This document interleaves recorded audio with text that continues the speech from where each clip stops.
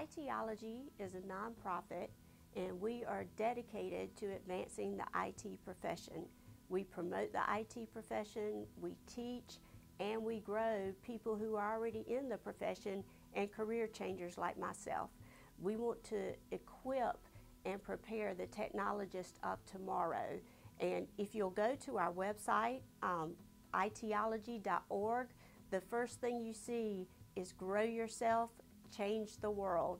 And we have a whole IT career guide for anyone at any level that's interested in going into IT. We can guide you down the path. So that is what we do. We work in the schools, the higher education, and we work with businesses to promote IT. My position is Chief Operations Officer, and I manage the day-to-day operations of the nonprofit. I have a fantastic team that works with me, team members that work on marketing, team members that work on our financial management, team members that work on fundraising and organizing our volunteers and our interns. I have a Promote IT director that works in the K-12 schools and manages our K-12 programs. We have a course power team that works in the universities and higher ed and the technical schools to ensure students that don't have an IT degree can actually minor in technology. And we also, the whole team works on the professional development for IT professionals and also for career changers. So it's truly a team effort. My favorite subject was actually history. You know, history is like a blockbuster film, but it's a true story. Much more interesting than, you know, the fictional stories on TV. And I've always been one that loved to see people with passion, people who believed in what they do, and what better place to find that than history.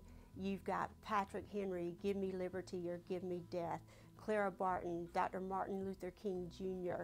So history was always a passion of mine. Even with my project management in technology, I give presentations and I always relate even the technical things back to history.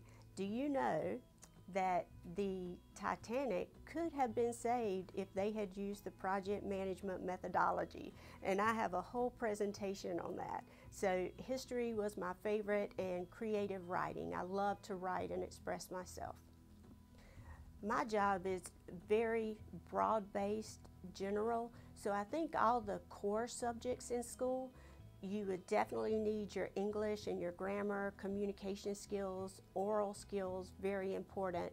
Math, hugely important. I have to do accounting, budgeting, forecasting, science. We're all about research questions, inquiry-based methods, collecting data. We put in grants with ways that we think kids or teachers can learn technology.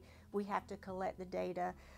History, looking at the trends of the past, seeing what we can do better in the future. But one thing that I think sometimes people don't think about, but something that's very important in school, and I was a 5th grade teacher, are, you know, the sports teams that you're on, or the clubs that you're in, the extracurricular activities, because those teach you how to be a part of a team, how to be a leader, how to set goals, how to lose gracefully, how to pick yourself back up and keep going.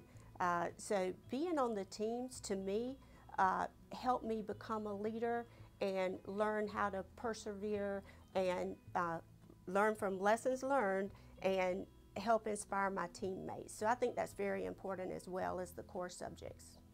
My journey is very interesting, and I sometimes find myself saying that I was in the right place at the right time. I definitely think that someone was watching out for me, but I started off as a teacher. I always wanted to be a teacher, and I taught school for 12 years, and during that time I became interested in technology, and this was back in the 80s, early 90s, very interested in technology and how I could use that to teach the kids and get their interest. And that interest in technology kind of propelled me to go back to school. So I had a master's degree in education, and I ended up applying at a university in Australia. I always wanted to go to Australia, and went to the University of Wollongong, about 20 miles south of Sydney, and got my Master's of Information Technology Management. So I wasn't a programmer, but it was more how to manage technology services.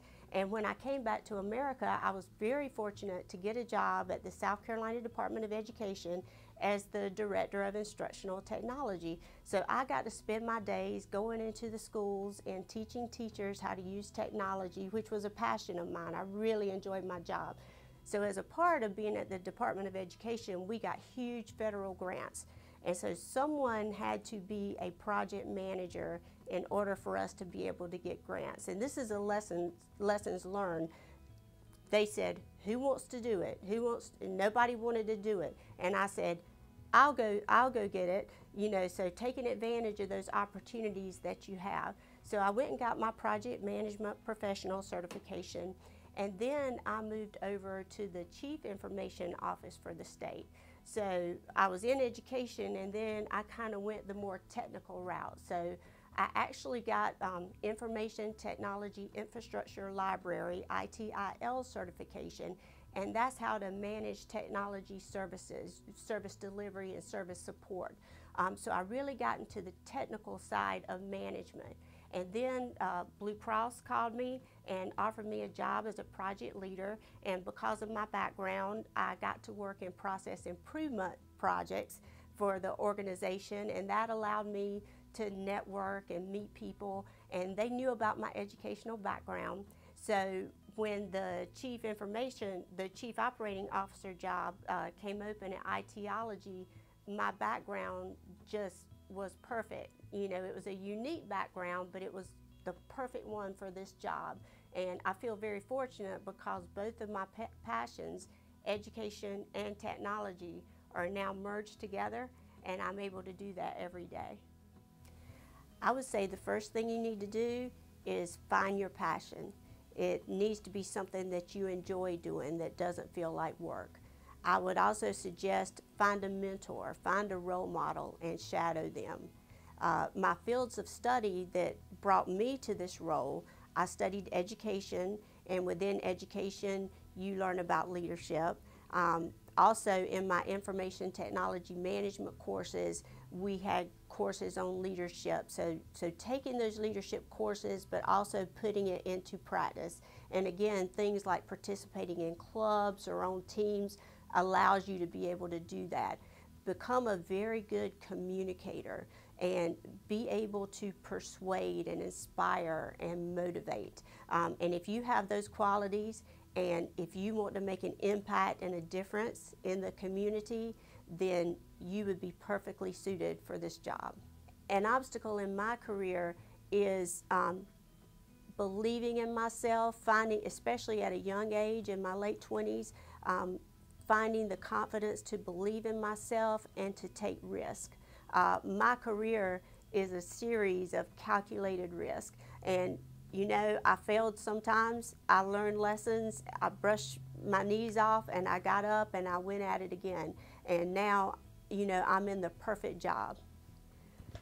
One of the most dear personal mantras to me is carpe diem, seize the day. Live each day like it's your last, seize the opportunities, and make the most of every minute. Another mantra that I have is make your dash count.